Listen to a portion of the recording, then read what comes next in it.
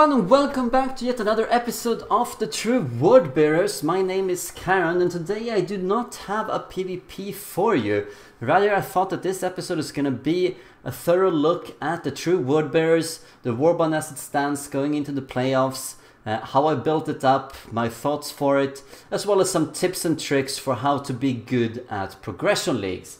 And I think that that last point is going to be very important here, because there's been a lot of grumbling and complaining from a lot of the players in the Bodyhood Brawl League Season 3, which is the progression league that the True Word Bearers is taking part in. And I think that has a lot to do with feeling disappointment and feeling a certain sense of jealousy for not doing as well as expected. And I'm going to show you that it all comes down to mostly the Warband management and thoughts about that.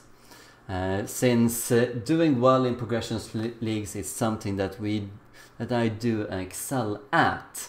But before we start that, let's show off the upper division and the final standings. And you can see here we did top out here, going undefeated from the qualifier league, going undefeated in the upper division as well. And we did pretty well for ourselves. You can see Hole Poker coming in second. I don't think that's too much of a surprise, despite players like Slavier, Ainur, Clyde and Kiranpaw, all really good players being part in the Bodyhood Brawl League Season 3. I think Hole Poker's ascendancy to second place has a lot to do with Warband management, as we will show. I have highlighted Rarator here because he has bowed out of the tournament just prior to entering the elimination stage. So every player that is under him has gone up one in the rankings, meaning that King Jiggy, who won the lower division, is going to end up in 12th place. And we are going to face off Ragnar Rockos for our very first round of the 16 game. So there we are. So let us start out with the tips themselves.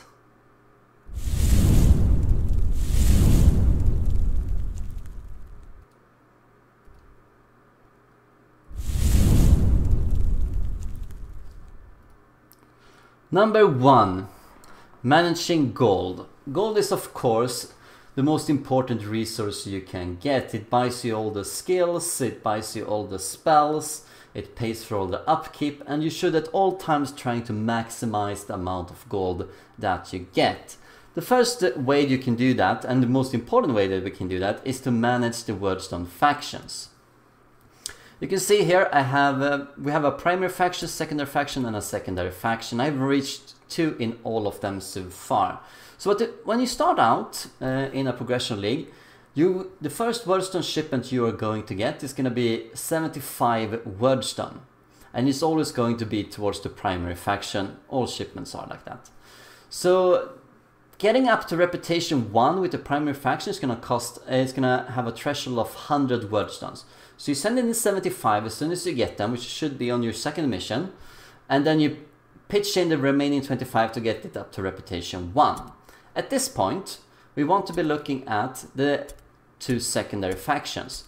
What you want to look at is the second level here. On Sigmar's Haven, we have skill discount toughness, which is pretty good for a lot of the toughness skills. On Briggandsburg, we have a skill discount for ballistic skill, which is good for all of the quick reloads and so forth. Trick shooters as well. So what you want to do, you want to look at the second level. You want to pick one of these secondary factions that you don't want the second option of. So what don't you want? Toughness or ballistic skill, in the case of the Witch Hunters, which I play. And I figured out that toughness was going to be a lot more important, and I'm going to use a lot more skills that cost in toughness rather than ballistic skills. So of course I started out with Briggandsburg. So once we got primary faction to reputation 1, we take the secondary faction Briggandsburg and we bring that up to 1 as well.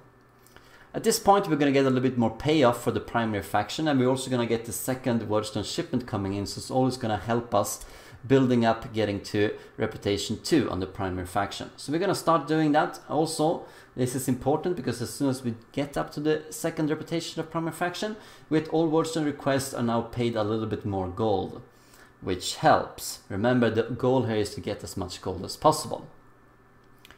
Once we're at this stage, reputation 2 for the primary faction, reputation 0 for one of the secondary factions, reputation 1 for the last secondary faction, we start pulling up as much wordstone as possible.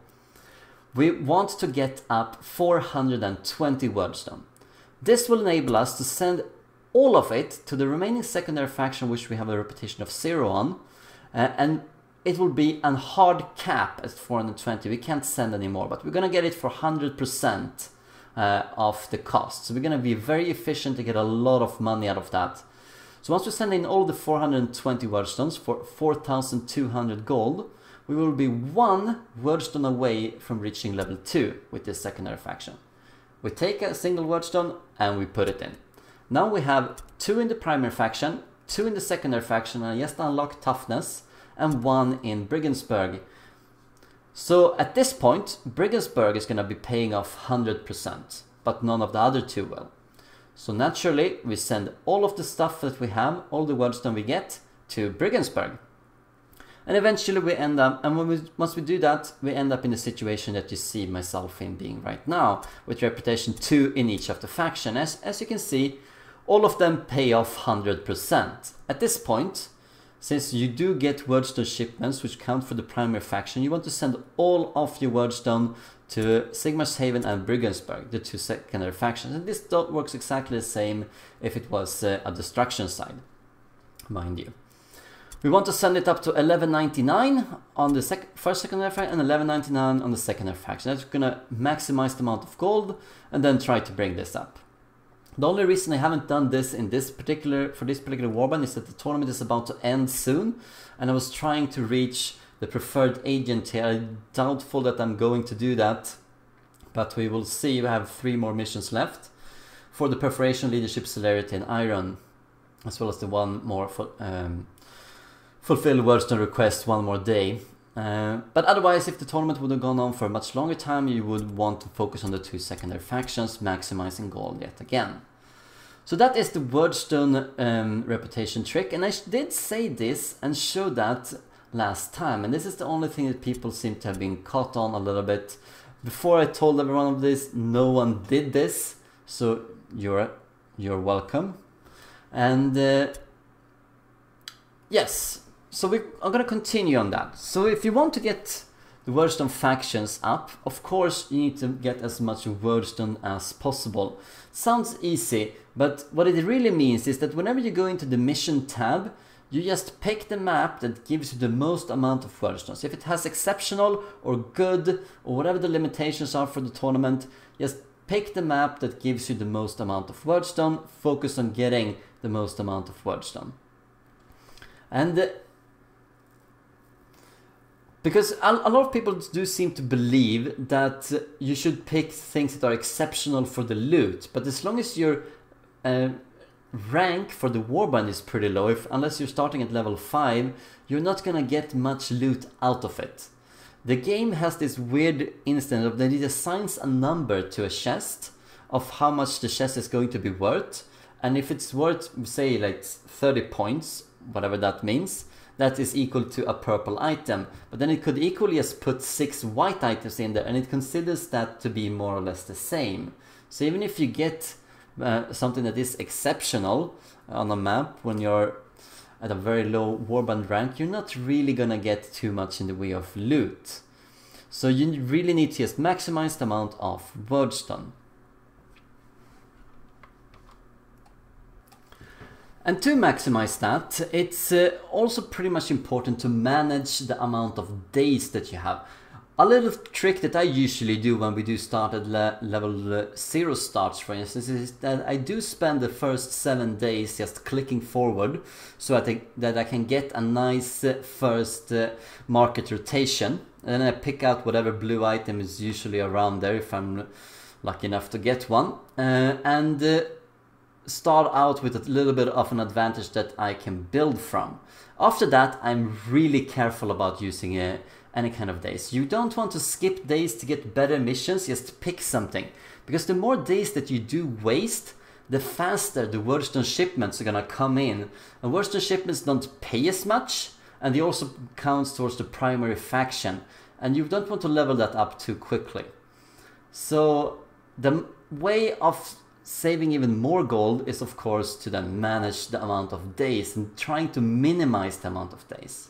This goes really well with training up units as well. Whenever you have finished off a mission, it's a good time to train skills that only takes 1 day, because you have to click next day anyway, and you can use that day as you and use some training, the little training that you can. So it's smart to start using them. Otherwise, I would save up a lot of gold and do as much training as you can at the same time.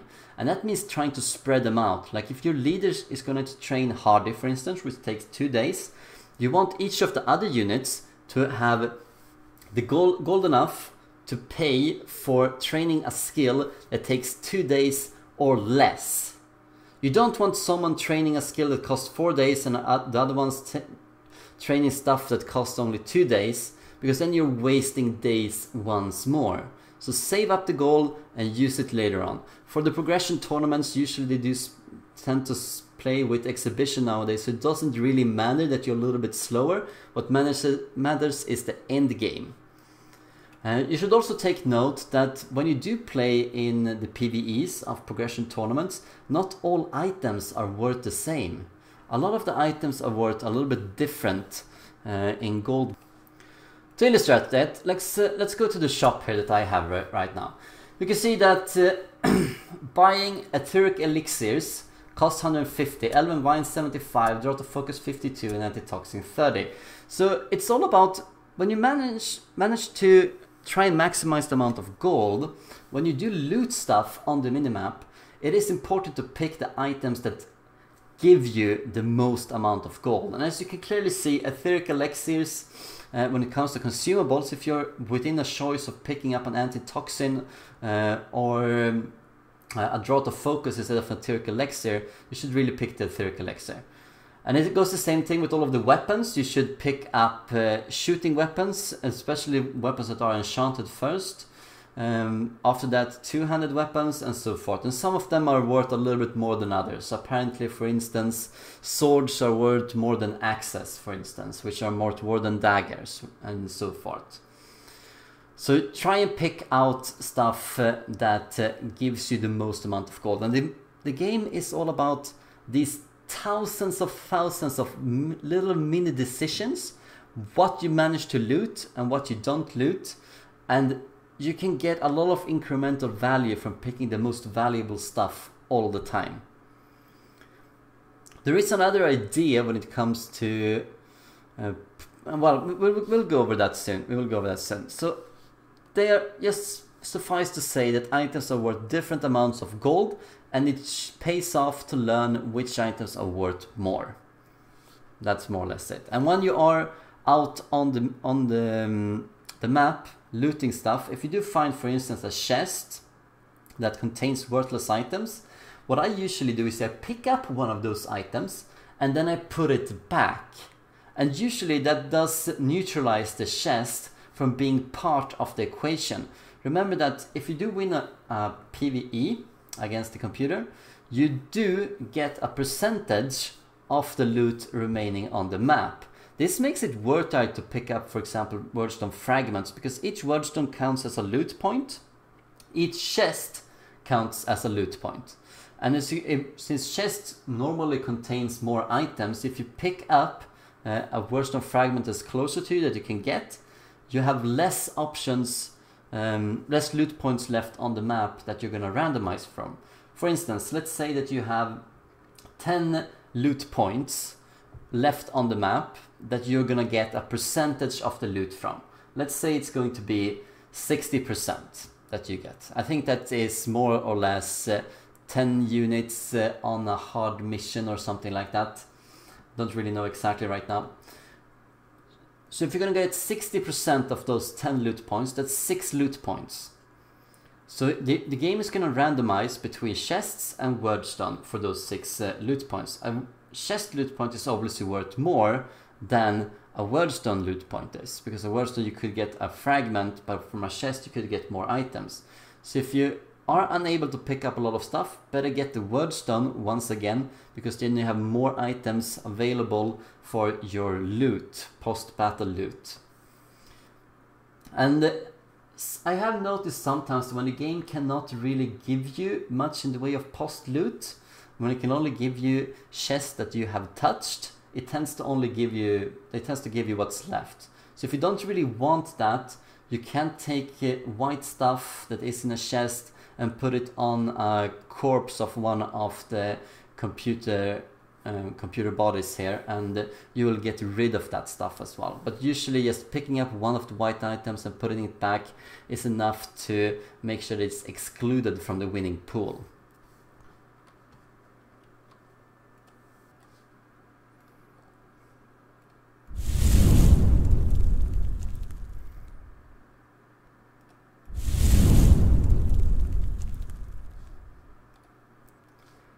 Number 2, XP pooling.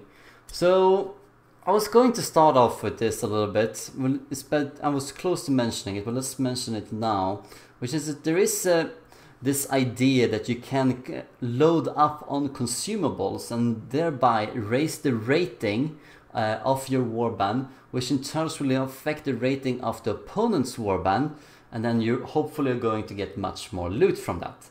Well, there is a partial truth to that. First off, you do want to have as many slots available as possible to pick up stuff. In this regard, it's much more efficient to put on secondary weapon slots because they don't really cost you anything, and that does increase the rating and that does have an effect. But if a warband is very loop-sided in the way that its XP is spread out, for instance, you are putting most of the kills and XP on some of your heroes, they might be level 2 and your henchmen might be level 1, then what the game usually does is that it doesn't actually reward you with more loot. It just brings up all of its characters up to level 2. So you're not really gaining anything from that. So you need to be a bit careful of when you should be loading up on consumables and when you really shouldn't. And I prefer not to load up too much. It can be worth it sometimes in some of the early games, because then you don't really have too much in the way of loot around the map, and getting off the white weapons of the computer is not really worth it. But you want to have enough slots left available to pick up most of the worldstone on the map. We should also mention here, when it comes to looting itself, if you do manage to get the objective in a progression league, that will get you a secondary roll where you roll on the treasure table and get loot that is not actually on the map as a bonus. And that's one of the ways where you could be really lucky and end up with a purple or a blue item. But XP pooling. So there seems to be a misconception here. Let's first start to consider the progression league that you're taking part in and the rules therein. Calculate how much XP is available and try and spread it out on those units that need it. If you, for example, for the BBL Brawl League Season 3, in the very first video we made, we saw that it would be a relatively easy thing for many of the characters to reach level 10. Thereby, putting many of the kills on these characters is kind of self-defeating, because if they are almost going to get level 10 anyway, then every single mission that they play and when they are level 10 is wasted XP that could have gone to other warband members. For instance, if you're playing a brutal mission right now prior to the playoffs, and then each of your characters will get, if you manage the objective, you will get 7 XP at minimum. That's 2 XP for surviving, plus 3 XP for the objective, and plus 2 XP for the difficulty. That's 7. But if your character is already level 10, that is 7 XP that is redundant. 7 XP that you could have gained that you are not gaining. So in this sense, you should not really try and focus too much of the XP, but that was at least the case for the BBL Brawl League Season 3, especially not on these characters. You do know that, for instance, we have this player called Slavier, who is the #1 ranked player in the world right now in Mordheim, and has been for a little bit of time. And what he did, in response to the Last Got Talent being so effective early on in this season, was to pull all of his XP and kills onto the Matriarch. And sure enough, she did get to level 10 way before any other character in the entire league did. But that is not a good plan. That is a plan for being part on the middle of the league. That is a plan that gives you early power, but tends to weaken your warband in the long run. With the Bodyhood Brawl League Season 3, it was all about getting a good warband up until the playoffs. So by pulling all of that XP, every single mission that he has played with the Matriarch has been wasted XP that he could have put on someone else. So what you really should be doing is that you should try and put XP on the characters that come in later. If you're starting in a level 0 progression league, then the 3rd and 4th hero slot and the 5th henchman, those are the characters you want to pool XP towards, especially if you know that you can already reach level 10. If you know that you cannot reach level 10, then it's worthwhile to pull up XP to get units to level 10 that can pull their weight among all the low levels in your warband. Let's try and illustrate this a little bit in how I have been thinking about it. So this is an Excel sheet that I made a long time ago, and I did list in it the amount of XP that each character was needed to get, and that comes really naturally. You have your first mission, you're going to have it at normal, so you get 5 XP for getting the objective, and the next mission, so you got hard, so you got 6 XP, and then eventually it just came in. And the natural point of where you would get all of these units tended to be, well, you could calculate at what point they came in and how much XP they would be deficient in, and then how much XP they would need to get to level 10 in total. And for my entire warband, you can see I put in here it's 519. So I did get some extra PvEs. I did only count with 1 because I figured that we're gonna get to a semi-final, so I wanted my warband to be as good as possible up to a semi-final. So my warband is a little bit premature right now. I reached the peak a little bit too quickly. But anyway, the extra PV, it's a grossly very good reward that the Bodyhood Brawl League got in the rules. An extra PV was basically getting an extra mission with all of the loot and such, but for what this means is that if I played a Brutal as an extra PvE, that means 10 times 7, 7 for the Brutal XP, 10 plus all of the kills, of course, but we're not counting that. So it's 70 XP for each PvE, and since I got 3 of them, that's 210. Since I've been playing 22 PvE missions in total, that means that I've gotten the Man of the Match award 22 times. I've gotten around 7 demons so far, which is 5 XP each, so that's 35. I've gone through the list of, well, for instance, the upper league here, we did 87 kills. I remember we did a little bit less in the qualifier league, and I put one to one together, and basically let's actually show that. So we have it here, stats, the amount of kills, enemy out of action 292, meaning that we had 171 kills. We had 2 hired swords at level 3. And at level 3, a hired sword has gotten 33 XP, so that's 66.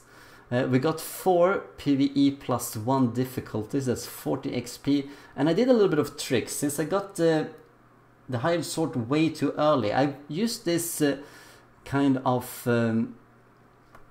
Excel spreadsheet to look at how much XP I was having. And for some characters, I was actually way ahead of it, so I had a positive numbers. And what I did then was that I brought out one of the hired swords, and he was only playing in the PvPs and not the PvEs. And I did that for a little while. I did it for 3 missions in total. So basically, when everyone else was running around with 4 henchmen, I had 5 henchmen. I put my highest level 1 on the sidelines for doing the PvE, so that my 5th henchman could get some extra bonus in. And since he got to take part in 3 hard missions, which is 6 XP each, that's 6 times 3 is 18. And you can see that I have 43 XP left over. So I did produce more than 519 in total, meaning, and actually I did produce 563 XP in total, and that means that my inefficiency is a total of minus 43 plus minus 15, that's 58 XP that I have wasted because I've gotten some of them a little bit earlier up. But basically this is what you do. And if I do go over these numbers with a lot of other people's warbands, you will see that the inefficiency is really high among every single other contestant in the Bodyhood Brawl League Season 3. The only player that even matches our numbers in XP efficiency is going to be Holepoker, and that's why he did so well. So what Holepoker did is that he hired a mutant, he hired a marauder, and then he used 2 Lads Got Talents for the Dark Souls to get them in later, and that means that he's gonna have a full hero squad at level 10 coming into the playoffs, and he's gonna be pulling XP on his brethren and eventually getting them up, and he would probably be able to reach with every single character up to level 10 if he gets to a final, except one. That's not going to be the case with a lot of the other players here. A lot of the other players, they started out with Lads Got Talent for that early power and the earlier points in the table, but then they started falling off as they were forced to hire heroes later down the line that are never going to reach level 10. And that's particularly the case with 2 of the top players here, Slaver and Clyde, who did not use Lads Got Talent, and so their 4th hero is never going to reach level 10 before reaching a final. And it's the same with a lot of the other players as well. They did focus a lot of the XP and kills onto their leaders because it's easier to get the kills from there, but that means that many of their characters are not going to catch up.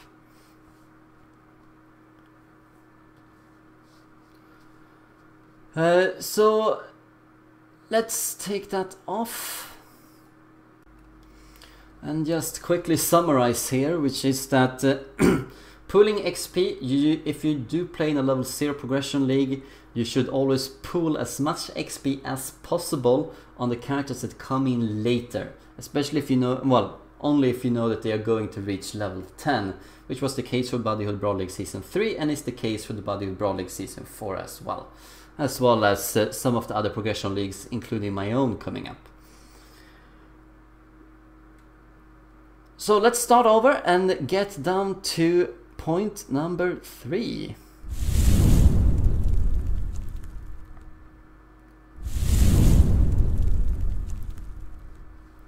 Which is going to be the Warband itself. When you do start out in a progression league, it's very important, especially if you do not get the option to get any reserves. It's very important that you plan out the warband and make sure that it's going to be good and that each unit is not just powerful in its own right, but that they all complement each other really well. And I need to stress that because we had in the Bodyhood Brawl League Season 3, I was more or less shaking my head in disbelief because I don't understand why people were complaining so much about, for instance, comets. Yes, comets from the Sisters of Sigmar are extremely strong and very annoying to face and very difficult to face. It's much easier to play comets than it is to face against them. But you need to plan your warband around that. You need to be able to do something to meet and defeat this kind of meta. Like if you know that there are going to be a lot of spell casting going on, why not invest in resist magic in some of the more important heroes? Trying to get magic resistance if you can. Using a Doomweaver, there's always options to tackle this. So there's really no excuse for whatever kind of warband you have. Whatever the meta is, whatever the loot is, just build a warband that's going to be good endgame. That's the only thing that really matters here. Nothing else matters. And the only apologies I would need to give out here would be to the undead players, because I think that the Bodyhood Brawl League Season 3 rule set kind of screwed them over. And they are definitely the weakest faction, but every other faction, they do have a good chance of winning the tournament. So let's go through the true word bearers and see what I built and how I built them and why I built them like this. So let's start out with the Witch Hunter Captain that we did start out with. He is, because of his passive, he is a pretty good dodge character if you want him to build him like that. However, I needed a bit of range. I think that for the Witch Hunters themselves, I think, well, for any kind of warband, I think a good ratio is somewhere around 7-3 to 8-2 on ranged compared to melee. You do need more melee than you need ranged. Because basically once you do catch up, you start to, if the ranged units are caught, they are basically null and void, and you want to avoid that. So with Guntram Eagle Eye here, I started out with naturally building him up as a ranged unit. I got quick reload and knowledge Mordheim to be able to move around a bit more. I got exhaustion and trick shooter mastered a bit later. I have headshot and I have armor proficient mastered. I don't really know what I'm going to do with the last 2 skill points, but it's probably going to be adrenaline rush or nerve shot to be able to use up that last red pill. Remember with the crossbow pistols, every shot costs 2 red pills, so I can fire 4 times, and 5 times with adrenaline rush, or 3 times normally and 1 nerve shot if I want to. I was originally going to go with a different skill here. Probably actually why he's named Eagle Eyes was because I was going to go for the Eagle Eye skill, which is 10% armor bypass on range, which goes really well with the crossbow pistols. But in the end I decided a little bit against it. I think that there is advantages and disadvantages to it. I figured out that I put him at risk in a lot of times, a bit needlessly throughout this tournament, and he is the unit that has probably died the most. So I figured out that I could max out strength, which is going to help me in PvE to bring back more loot, and by bringing him armor proficient I can make him very tanky, specifically with armor of righteousness. And since armor is a little bit overpowered in progression leagues, it's really good to get him up like this because it makes him difficult to kill, particularly with healing as well. So it complements really well. The only thing that is a real downside with him is that headshot, you kinda need headshots to be on a character that is ahead of your main melee damage units, because then you do headshot, boom, you get someone stunned, and then you move in with the high damage units. Now he comes after the high damage units, so that is a problem that I could fix by going down to light armor, or as I prefer to do, going off with stimulus. We're gonna see that on another character coming up. So this character is just a very tanky unit, has good movement, can shoot quite a bit, do a little bit of trickery here with headshot, and he's just a very good all-around leader that I can definitely rely on. And in the climate here that we have with a lot of spell casting going on, he's plus 20% magic resistance by default, together with an amulet of spell breaking or something like that. And Shield of Fate is going to bring his magic resistance up pretty high as well. So I really like this guy, and I think he is one of the aces of this warband. He's very difficult to deal with, and you really need to deal with him, otherwise you're going to be in trouble. Another one that is really powerful here is the Templars, of course. They do start out, they are probably the best first hero that you can start with. And I have built up Hadamard Ironbolt to be very difficult to deal with. So of course we start out with Armor Proficient and Hardy. I also got Frenzy Mastered, Exhaustion Mastered, Staggering Blow Mastered, Adrenaline Rush. And then I had a last skill. This is the thing that differs my 2 Templars from one another, because the other one he got Resilient, while this one got Resist Magic. I was a little bit late, where I couldn't afford Resilient for a long time. And I figured eventually that the 18 critical hit resistance was going to be enough. And with the meta as it was, with a lot of the comment spamming sisters going around and being my main opponent and threat, then I figured that an extra resist magic here is going to be well. I can also switch out for an amulet and get Shield of Fate on. And something that people often forget about Frenzy is that it also provides magic resistance, and it's really nice to build towards that. Don't just take the extra damage, make use of the extra magic resistance as well. And that's what we have been doing here with Hadamard the Iron Bull, who was named such because in some weird sense we did get a marker rotation with a Shield of Iron mastered a bit earlier on here, and he got his name from wearing that shield. With Staggering Blow, he can reduce all units that have a higher initiative than him and get 2 turns in a row, which can really help to dish out the damage that he can produce. Exhaustion, you're gonna see it, I have it on every single hero, it's so much worth it. If you look at skill efficiency, for the basic one, you pay 30 wounds to get 1 strategy point left. Then you pay 4 more skill points, so you're basically tripling the cost that you already get, but you do get triple the amount of benefit without triple the drawback.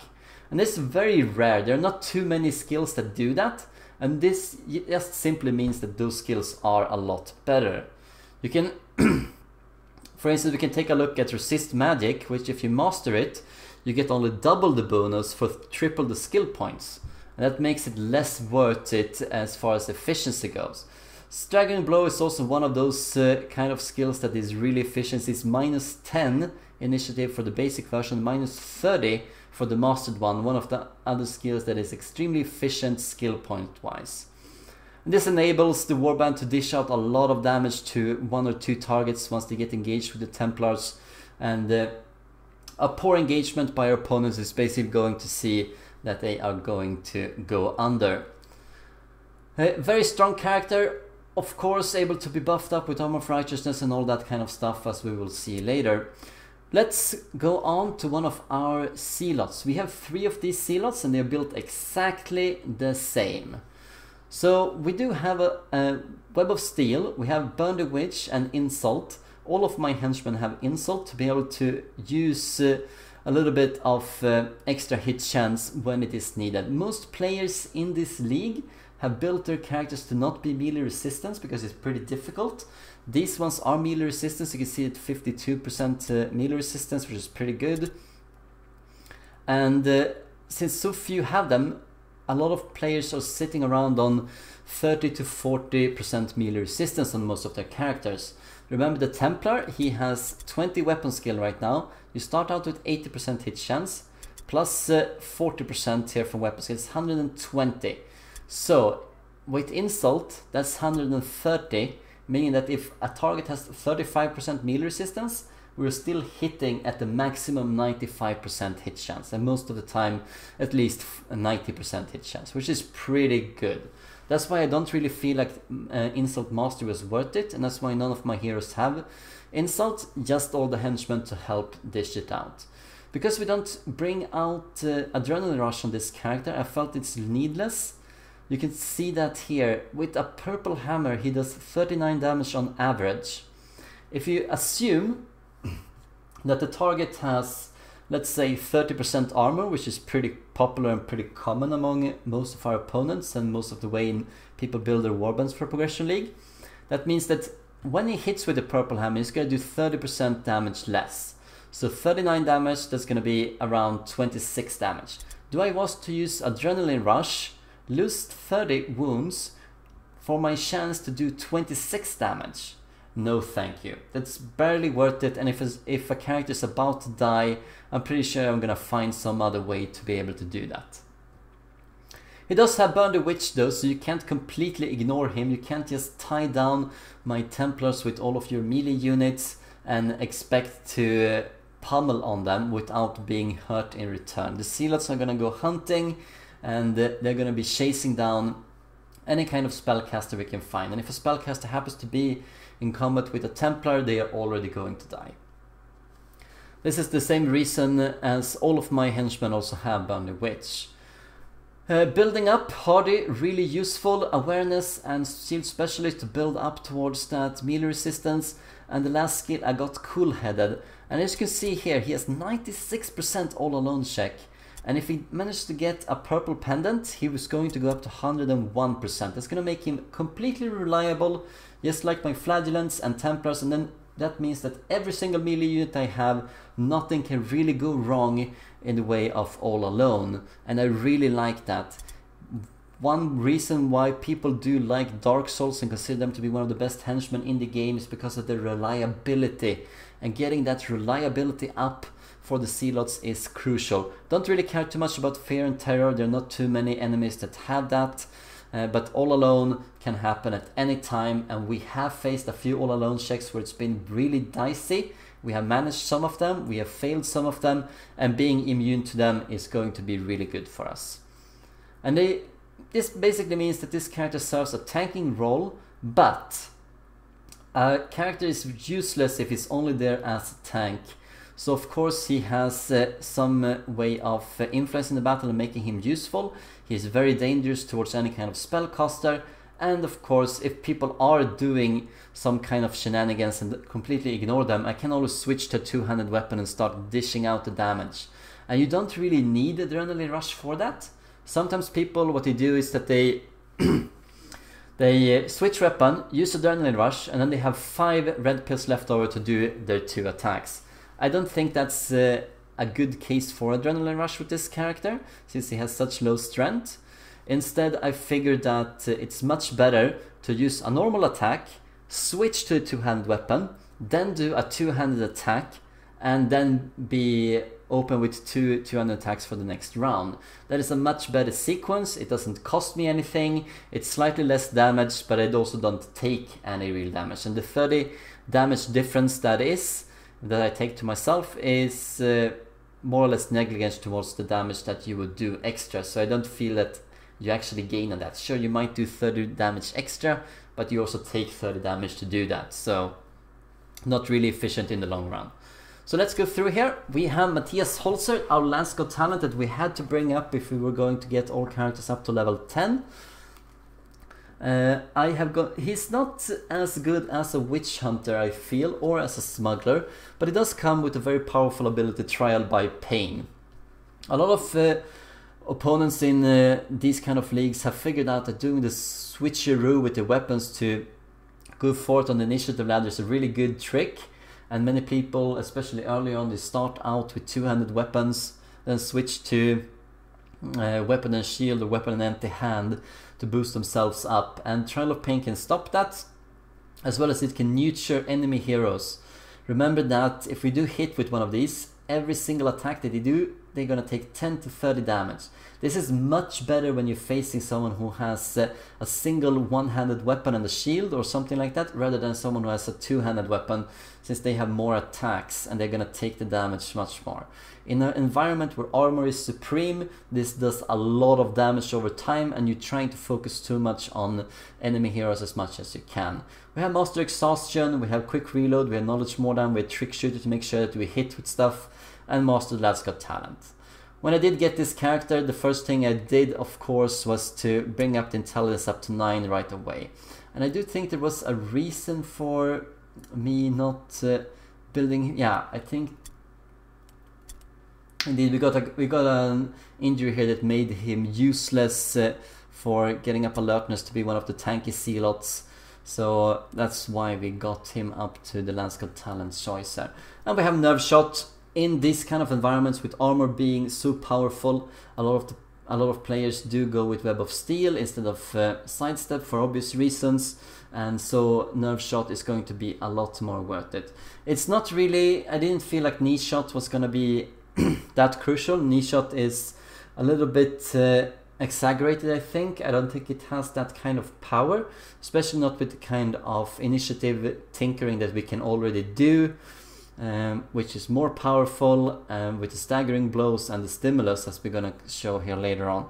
So a very versatile character. He works exactly like my Templar, doing a lot of damage, and he's basically there to complement the damage part of the Warband. The Templars, the Last Got Talent, Zealot, as well as my leader are the 4 main damage elements. See another one of the Zealots built exactly the same as the previous one, just like Werner Elseson was one of the hired swords. You can see that he already has a purple pendant, so he's 100% right now. So he's a really powerful, very reliable character. We have Jackal, who is Flagellant.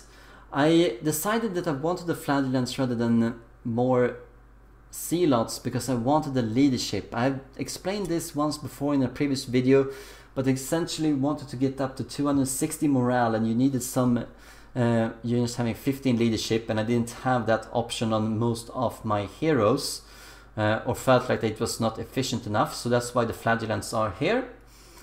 And as you can see, he's built along the same way as some of the other units. He's a pretty classic flagellant in how most players would build them. He was also a hired sword, so you get hardy. I have that on almost everyone. Burn the Witch, Adrenaline Rush in case he does a charge, which happens more often than not. Sidestep, Insult is mandatory.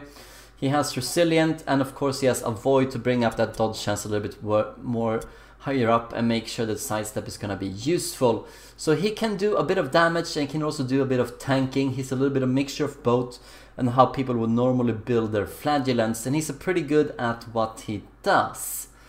We do have another flagellant which we opted for a very different route, but I think that this is a good character. He's going to bring in a little bit of the damage. He also starts out high on the initiative ladder compared to my Warband, which is pretty crucial.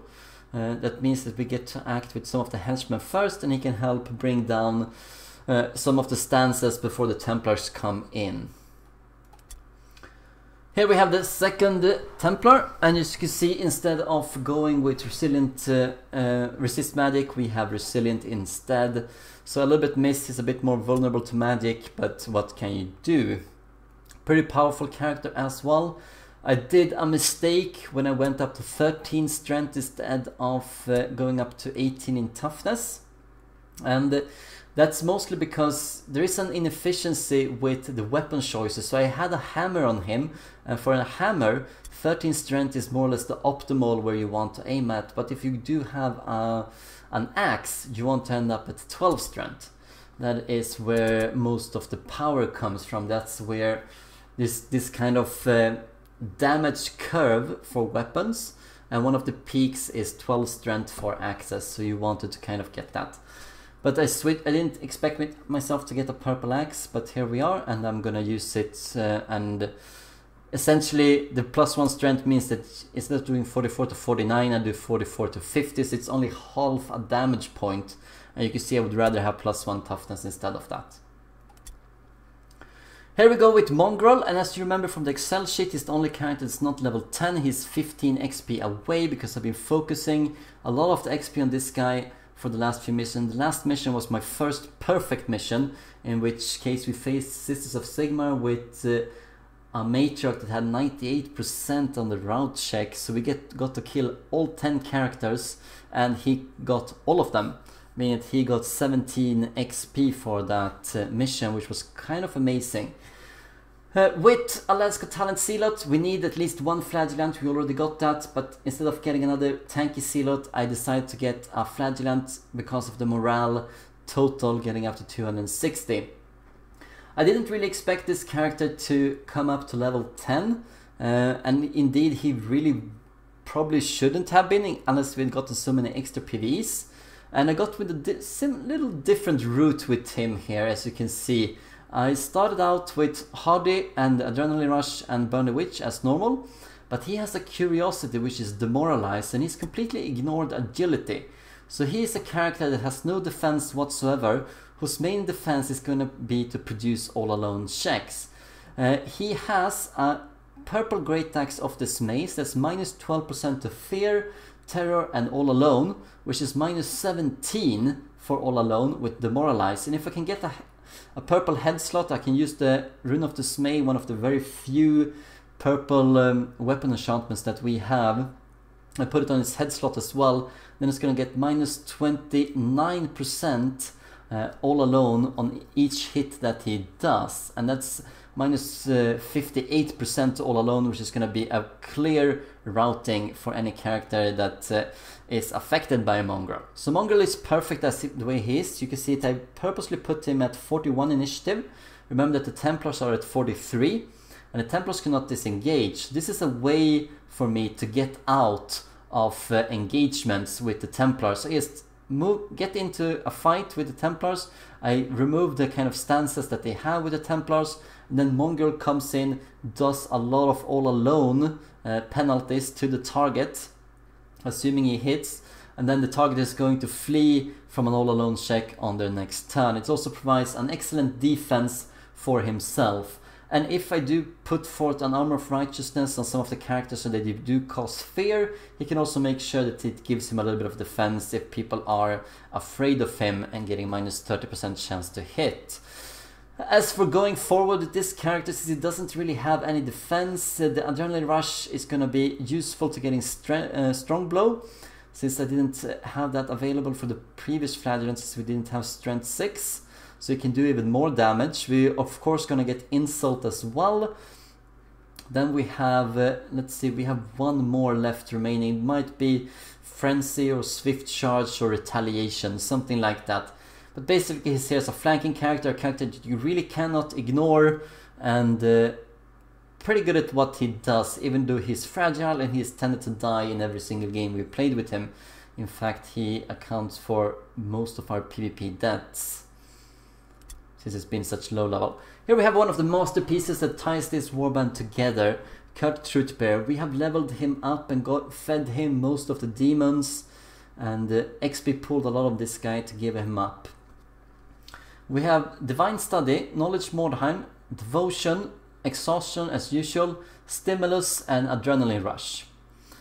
For the spells we have Arm of Righteousness, Healing Hand and Shield of Fate. And this is a really powerful spell selection for him.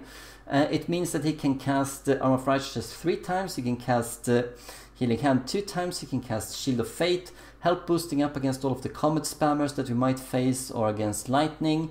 He can heal up units, and with armor we can make sure that units rarely do die. And this combination means that armor is really powerful against ranged and melee, and we can heal that up, and then Shield of Fate coming in, helping in against all of the magic casting. Deny the Heretic is undoubtedly one of the strongest spells in the game, but here we're looking at utility rather than anything else.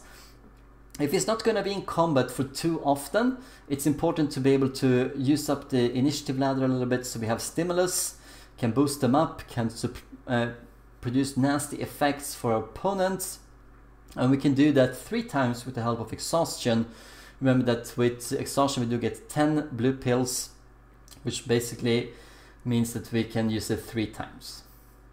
As for the remaining 6 skill points, I am considering even getting Piety here and Mastering Knowledge Mordheim to giving more of a boost and range, or we just go full evil against all of the Sisters of Sigmar players and get Master Resist Magic, and that means with I think we're gonna get with a purple amulet of spell breaking, which we have 1 off so far, and we might get more amulets. We do have the enchantment. We can get him up to 95% magic resistance, so there's no way that people are gonna silence him in that case. So a very good all-around character, and yes, he can fight, but I'm considering him as a ranged unit. He's one of the units that ties the whole warband together. As we mentioned with the Witch Hunter Captain, he brings the Witch Hunter Captain up so that he can use Headshot in cases where he needs to. With the help of Stimulus, he can stim up some of the Templars or other units to make sure that they get 2 rounds of attacks in a row. He can do it preemptively against units that have a lower initiative than us to make sure that they don't do any weapon switch so they get 2 attacks in a row, which I think it's a little bit overrated by some players. I mean, switch weapons kind of affects what you do that for is to finish off a character. You don't do it just to get 2 attacks in a row, because then you're gonna be facing 2 attacks in a row from someone else afterwards anyway. Anyway, pretty solid character, one of the most powerful characters in the game. And that is more or less the entire warband. So you can see that they are pretty powerful as they are. All of these 5 henchmen have Insult and Burn the Witch. We have 2 Templars that are really difficult to take down, and remember with the morale that we set up 260, you need to take down, if you even take down all of the henchmen and 2 of the heroes, you're still not breaking us. You need to take down someone else as well, plus the idol. So this was a pretty long episode. I'm sorry if you hear that my voice is about to break here. I desperately need some water, But that is essentially the Warband, and this is what we built up. So we have been very careful with the Witch Hunter Captain, the 2 Templars and the 3 starting henchmen to not get too much XP on them, and instead we have pulled a lot of XP onto first the Warrior Priest and then onto Mongraal to get sure that they get to level 10. We're 2 missions ahead of ourselves. I did manage to I planned out that if I get a single extra PvE, I would be set prior to semi-final, and that's pretty much where we are at right now going into the playoffs. And this is the Warband that Ragnarokkus is going to have to face very soon. So wish us luck in the playoffs, and I think that this Warband is going to do really well for itself as it is, and especially considering where our opponents are right now. Thank you for watching, and we'll see you in the next game against Ragnarokkus. Farewell for now.